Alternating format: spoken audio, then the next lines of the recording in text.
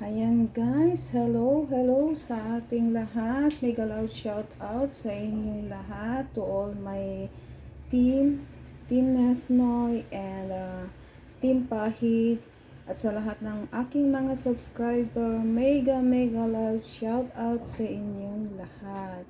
So for today's video, meron akong ipapakita sa inyo. Meron akong pipino at saka dalawang ampalaya, and syempre yung apple natin, and then ang ating lemon. So ngayon gagawa tayo ng ating salad. Sa mga gustong mag-diet, pwede rin ito, gawin nyo ito para sa diet din ito. So ngayon na-miss ko kasing kumain ng salad, ampalaya salad with apple, kaya ayan, napagawa ako ngayon. So, eto guys, umpisahan na natin ang hihiwa ng ating gagawing salad. So, ayan guys, umpisahan na natin. Since malinis naman ang aking kamay, kasi syempre, hinugasan natin ang ating mga sangkap, tulad ng mansanas, at saka yung ampalaya. Syempre, nahugasan na rin ang ating kamay. So, una, tanggalin muna natin yung buto ng mansanas. Pasensya na po sa aking background kasi habang gumagawa ako ng aking video ngayon, syempre yung ating labahan is nag-iikot-ikot na yung ating machine doon. So, yan, hiwain lang natin ng paganyan. Since na tayo lang naman ang kakain, so okay lang na malaki yung ating pagkahiwa. So, ganyan lang siya. Pagkatapos magkahiwa, syempre ilalagay na natin sa ating lalagyanan. Ito po yung aking lalagyanan.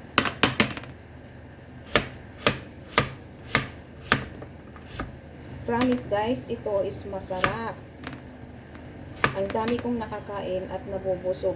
Hindi ka madaliin mabusog kapag ito yung kinakain mo.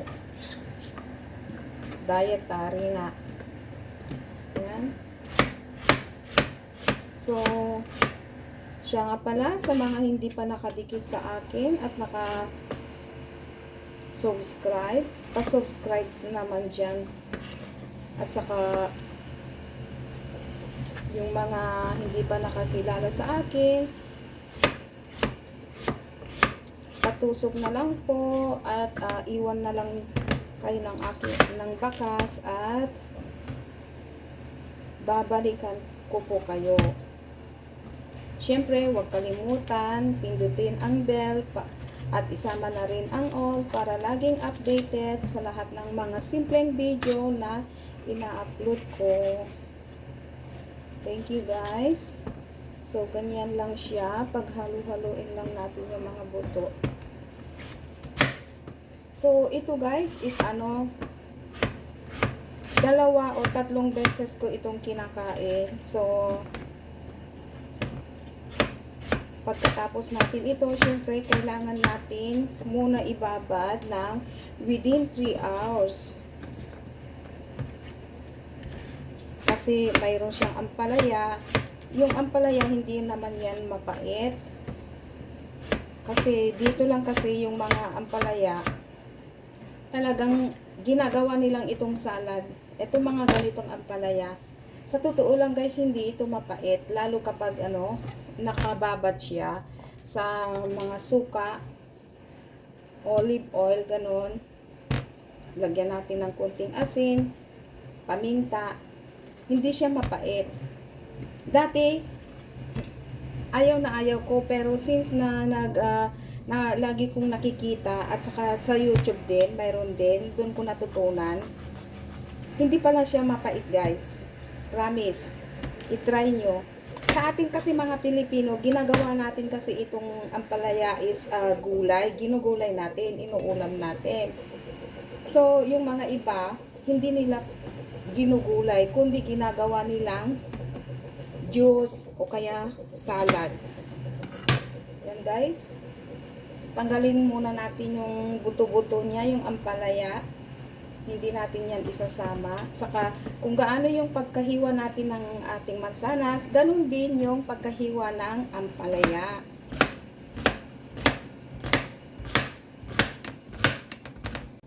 So ngayon guys, nahiwa na natin ang ating pipino. Ihalo na natin.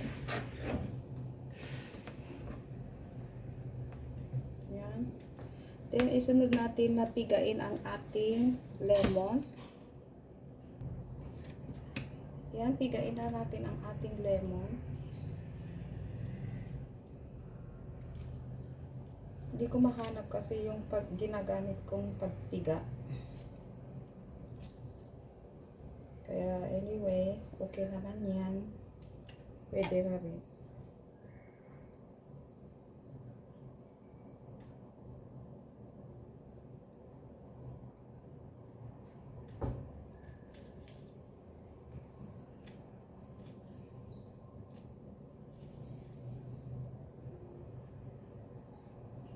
So ayan guys, napiga na natin ang ating lemon and then isunod natin ang ating. So ayan guys, since nawala tayong maliliit na sibuyas, so ito na lang gamitin natin, kahit kalahati lang ang sibuyas gagamitin natin. Balatan muna natin siya, syempre.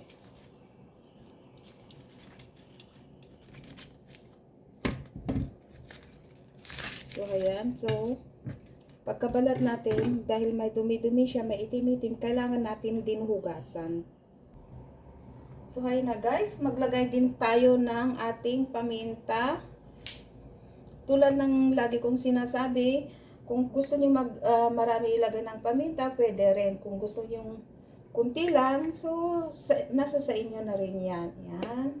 At saka syempre ng ating asin. Sa panlasa natin. So, lagyan din natin ng 1 kutsara na ganito. Nasa sa inyo na rin yan. Kung gaano karami. And then, yung ating balsamic vinegar. Ito ang gamit kong balsamic vinegar since wala tayong suka talaga na ano. So, pwede na rin yan. Pwede kayong magdagdag nito. Nasa sa inyo na rin din yan. Gawin yung 3 o 2, pwede rin. Yan. Siyempre, yung ating kutsara is nasa medium size lang yan. Hindi naman yung malaking kutsara yan. At saka yung ating mantika na olive oil. Yan. Gawin nyo din 1 kutsara lang. Bali, pipilipit yung dila ko. Yan. So, ayan guys. Nakagawa na tayo ng ating salad na ampalaya. So, syempre, ihahalo natin. So, pansin nyo guys, hindi ako gumamit ng mga kutsara na ganito. Ginagamit ko talaga yung mga ganyan na kahoy. Lalo na kapag may suka, para hindi masyadong maano yung ipin natin. Ganon daw ang style. So, ayan. Kunting halo-halo lang.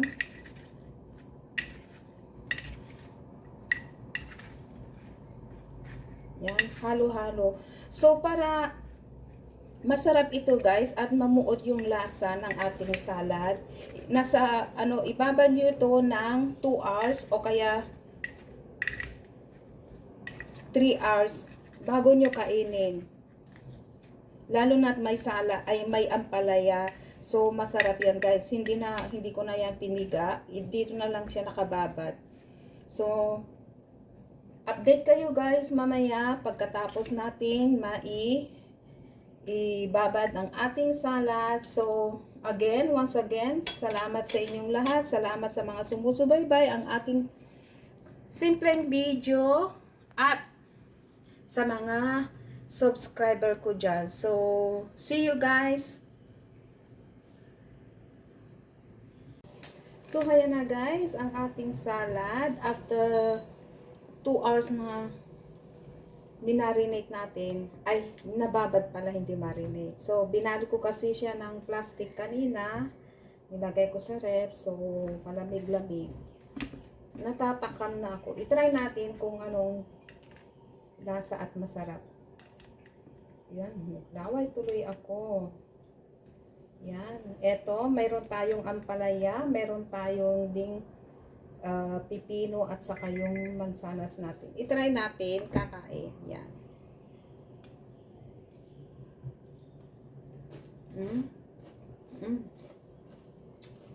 Ang sarap, guys. Lalo na sa ampalaya, hindi talaga mapait. Para naman makita niyo saglit yung mukha ko na malapad na kakain. Yan pala, yuyo ko na lang ako.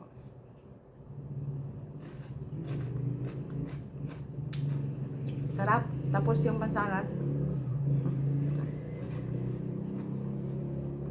Gustong gusto ko yung ampalaya.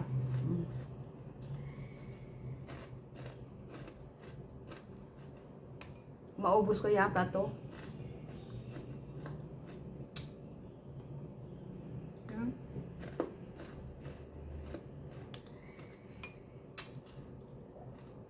Yan.